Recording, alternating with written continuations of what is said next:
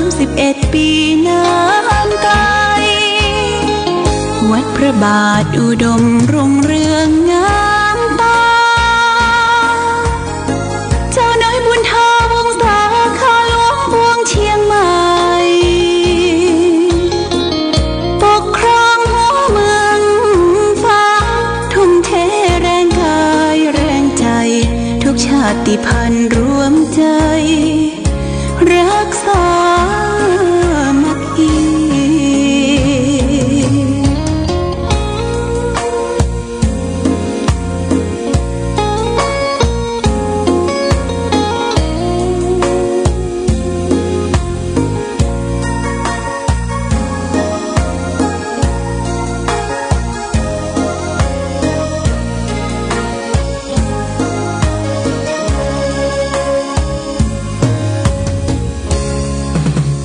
เป็นวัดร้างโบราณ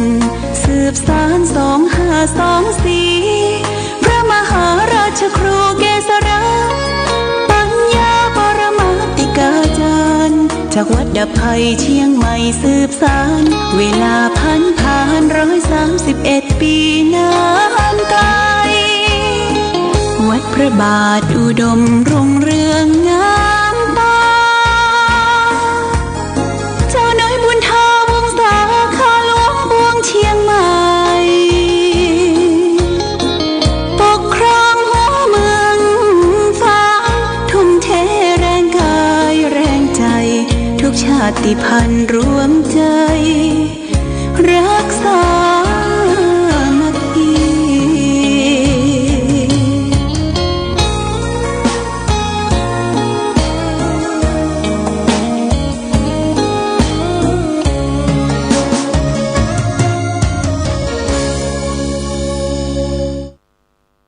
เจริญสุข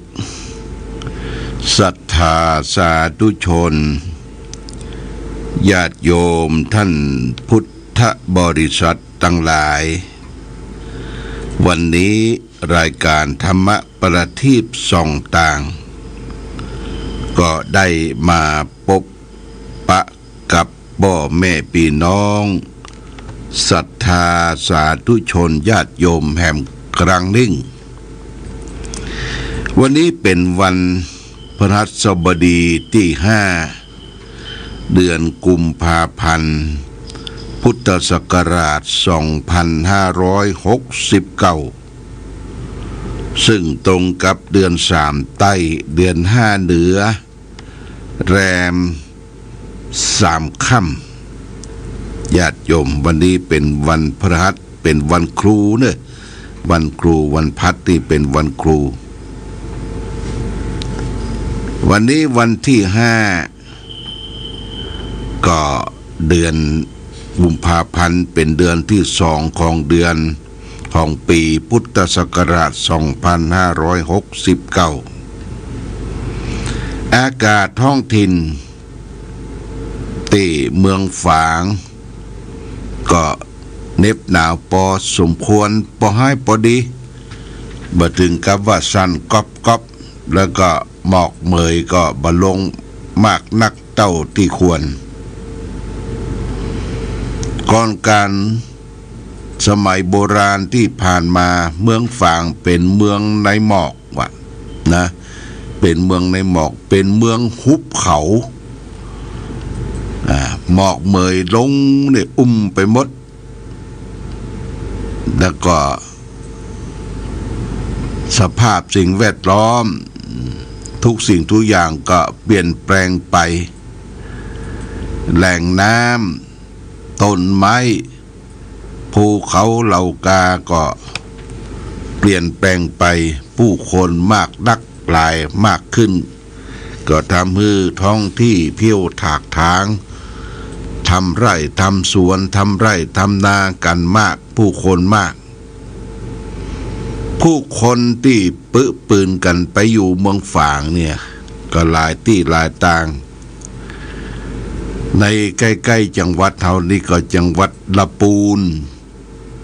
จังหวัดเชียงใหม่ก็สันปะตองจอมตอง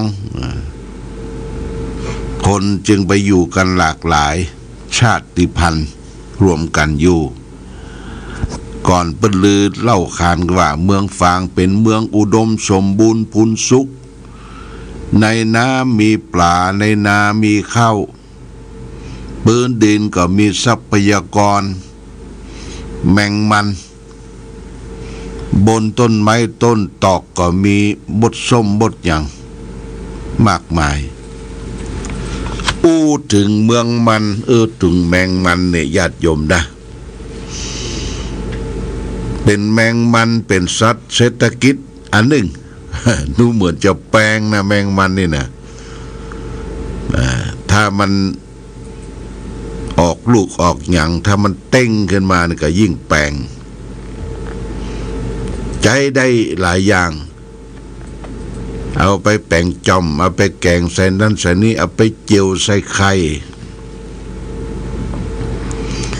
พี่น้องศรัทธาที่ขุดแมงมันหรือว่ากรมทรัพย์ธรณีเนี่ยวิจัยดินเนี่ย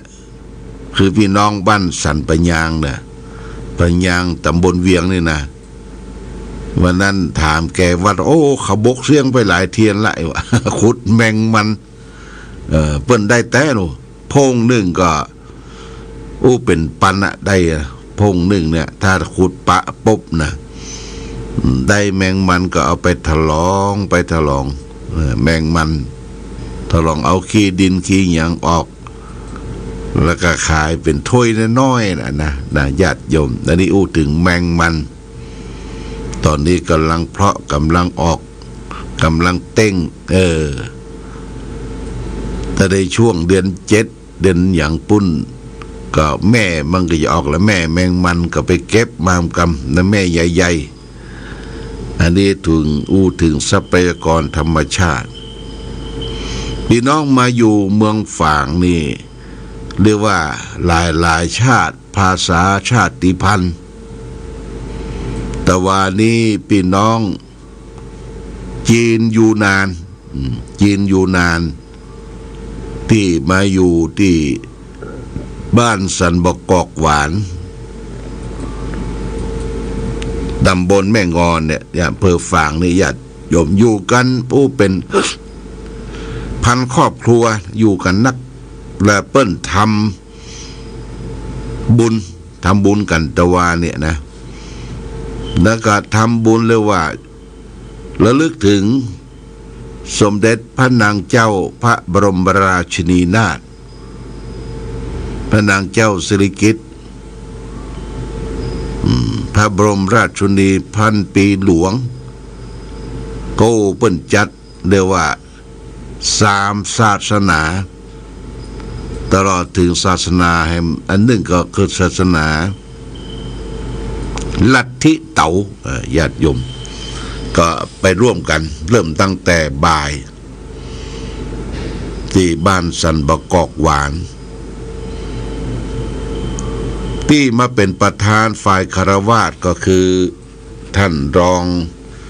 ผู้ว่าราชการจังหวัดเชียงใหม่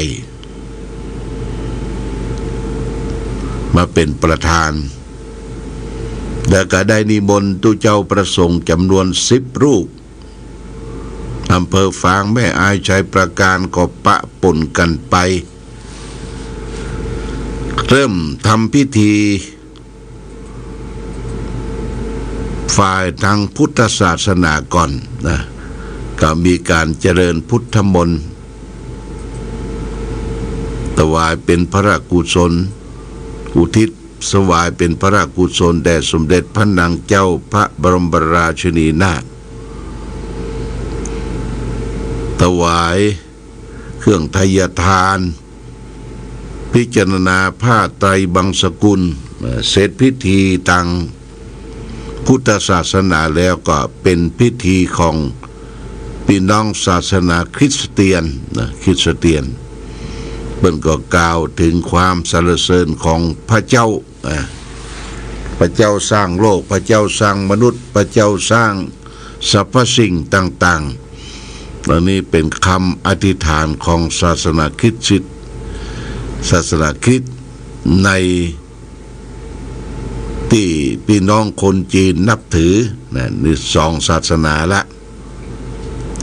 ศาสนาที่สามคือศาสนาอิสลามอิสลามนี่ก็มีนักนะญาติโยมนะเบิ่งก็ไหว้วอนถึงพระเจ้าศาสนาอิสลามศาสนาสุดท้ายคือศาสนาเต๋าลัทธิเต๋าอันนี้เปิ้นก็เผาสิ่งที่ถวายถึงเทพเจ้าเหล่ากาเกิดคือเผากวางทองและก็รูปรถรูปอย่างต่างๆนะ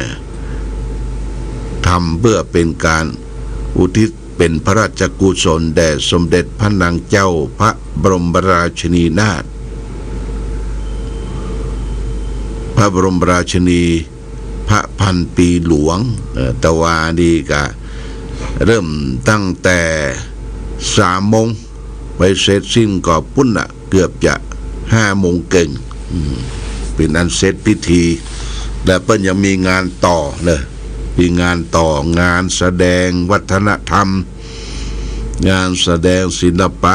วัฒนธรรมต่างๆส่วนงานของศาสนาอื่นก็เริ่มทยอยปิกกันแล้วก็เปิ้นตั้งโรงทานตั้งอย่างไว้เป็นระเบียบเรียบร้อยเพราะสถานที่นั้นก็ได้ถามว่าเป็นสถานที่กว้างขวางแต่ก่อนเป็นค่ายทหารที่บนบ้านสันบกอกหวานนี่ก็แต่ว่าวันที่4เนี่ยเพิ่น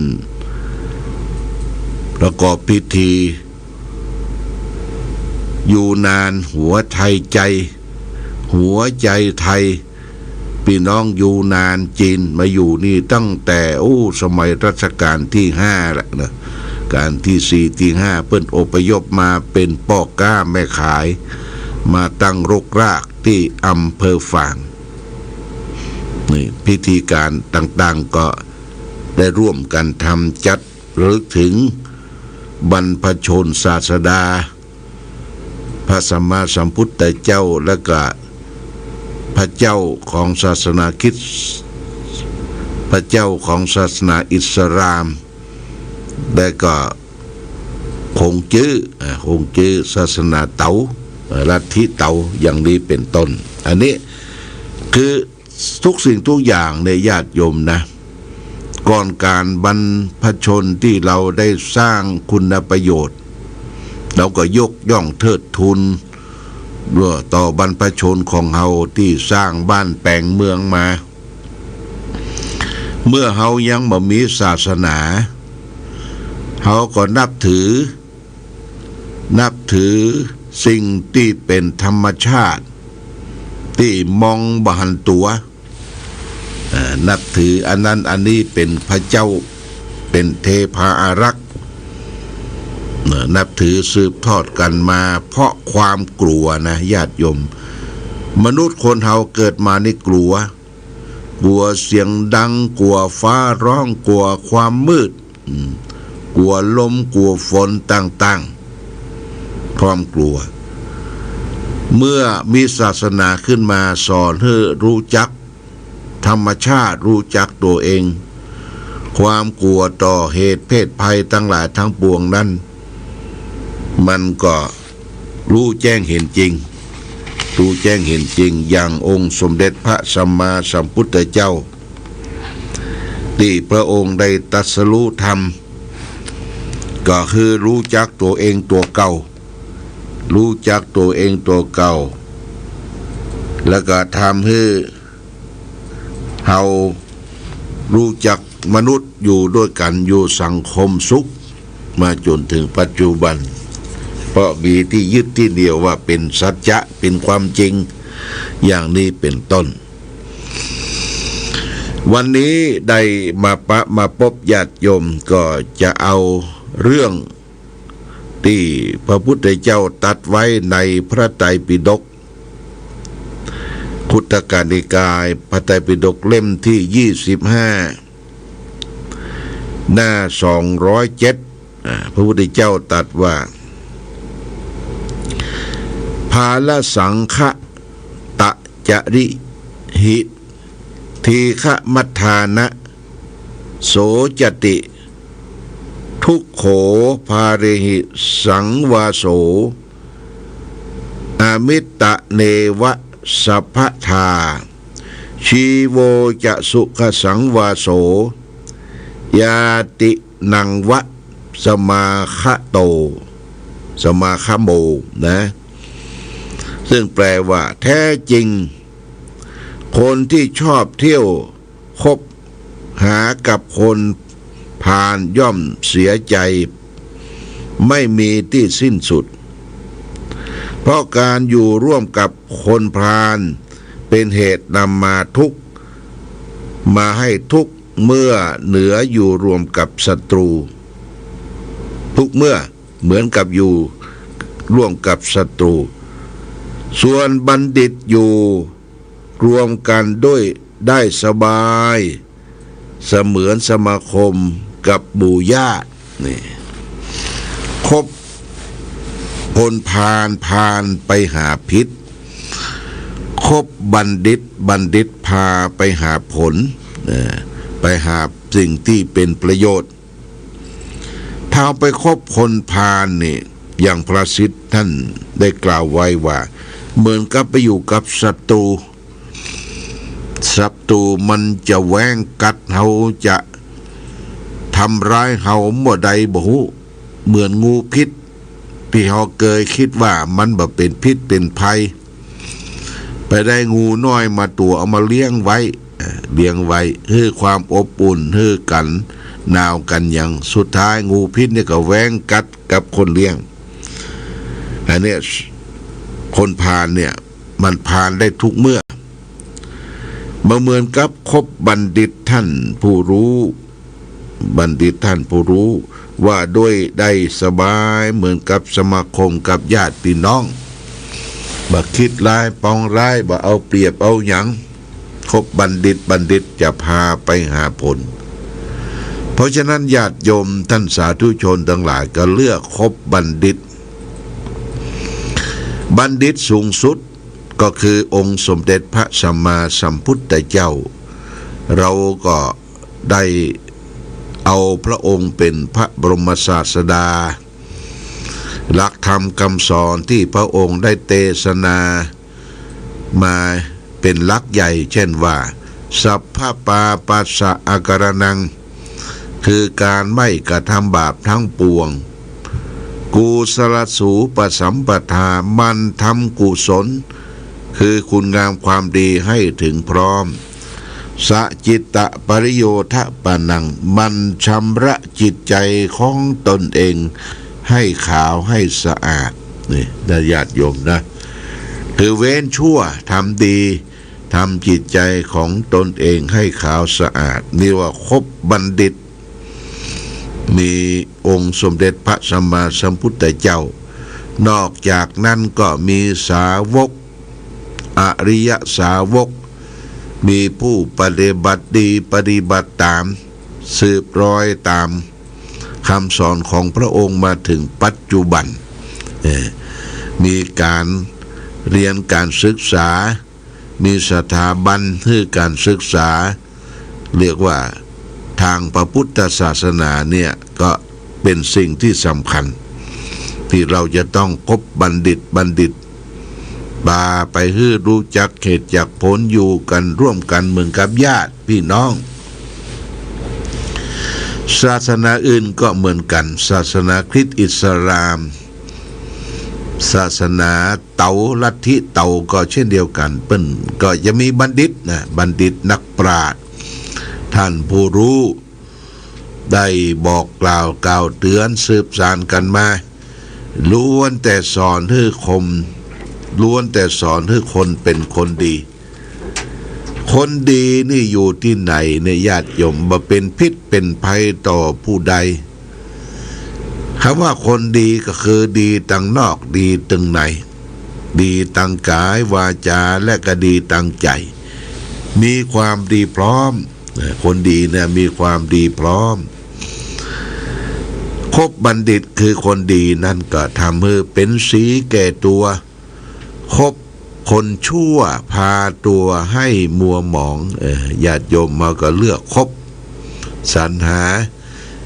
มิตรที่ดีมิตรที่แนะนำประโยชน์มิตรที่ช่วยเหลือในยามคับขันมิตรที่ป้องกันภัยพิบัติต่างๆได้นี่มิตรช่วยเหลือกันได้ในเวลาคับขันนี่เป็นมิตรที่ดีมิตรก็คือการคบกันที่ดีในทางที่ถูกต้องที่ได้นำเรื่องของการอยู่ร่วมกันว่าเขาเป็นมิตรเป็นเพื่อนเป็นพ้องเป็นมนุษย์เนี่ยคือฮักกันแปลงกันนี่พระพุทธเจ้าสอนว่ามนุษย์โลกนะเอาอยู่กันช่วงระยะหนึ่งช่วงระยะของอายุไขเนี่ยมันจะหมดเมื่อใดเวลาใดนั่นก็อายุไขเขาจะนักจะน้อยนี่ก็อยู่แต่ตามเหตุตามปัจจัยนะญาติโยมเขาจะบังคับบัญชาจะให้อายุยืนถึง1 ปี100 ปีบ่ได้มันก็ได้ไปตามเหตุตามปัจจัยประเดี๋ยวนี้เขาได้แต่ใดเขาก็ที่ได้เนี่ยมันเสียไปนะไม่ใช่ได้นะญาติโยมญาติโยมอายุเอาที่ได้เนี่ยมันเสียไปก่อนไปเสี่ยงไปจะเหลือเมื่อใดเท่าใดบ่ฮู้เนี่ยบ่ฮู้อนาคตอนาคตะต่างหน้าเพราะฉะนั้นอายุที่เฮาเหลือเนี่ยพระพุทธเจ้าตรัสว่าขอให้เฮาและท่านทั้งหลายยงยังความไม่ประมาทมีโอกาสได้สร้างสมคุณงามความดีให้ถึงพร้อมทั้งประโยชน์ตนและประโยชน์ท่านอย่าให้ดิ้นรนค้นคว้าสร้างประโยชน์ตนและประโยชน์ท่านมันหามันขยันมันเพียรเก็บหอมรอมริบสร้างฐานะตนฐานะครอบครัวเมื่อสร้างฐานะดีแล้วก็ทำเป็นประโยชน์ให้แก่คนอื่นนะคือบุคคลที่สมบูรณ์ทั้งตัวเองและคนอื่นอย่างนี้เป็นต้นเพราะฉะนั้นญาติโยมท่านสาธุชนตะวานี่เปิ้นก็ทำบุญคนจีนหัวใจไทยคนจีนอยู่นานหัวใจไทยมาอยู่เมืองไทยอยู่ใต้พระบรมโพธิสมภารของพระบาทสมเด็จพระเจ้าอยู่หัวก็ลึกถึงสถาบันของพระมหากษัตริย์ได้ทำบุญอุทิศถวายเป็นพระราชกุศลแด่สมเด็จพระนางเจ้าพระบรมราชินีพระบรมราชชนนีพันปีหลวงตะวานี่โอ้ผู้คนไปกันหลายพันคนโดยมีรองผู้ว่าราชการจังหวัดเชียงใหม่มาเป็นประธานฝ่ายคารวาสพ่อค้าประชาชนพ่อค้านายขายแล้วก็เปิ้นก็เลี้ยงกันเด้อเลี้ยงลงทานลงทานจากหมู่บ้านต่างๆที่เป็นสายคนจีนบางทีก็ลงทานเป็นอาหารมังสวิรัติอาหารเจบางทีก็เป็นลงทานที่เป็นขนมนมเนยหลายอย่างหลายประการตอนเย็นตะวันนี่ก็ผ่านพ้นไปวันนี้ก็ได้มาพบก็จะหมดเวลาก็ประชาสัมพันธ์ไว้เลยญาติโยม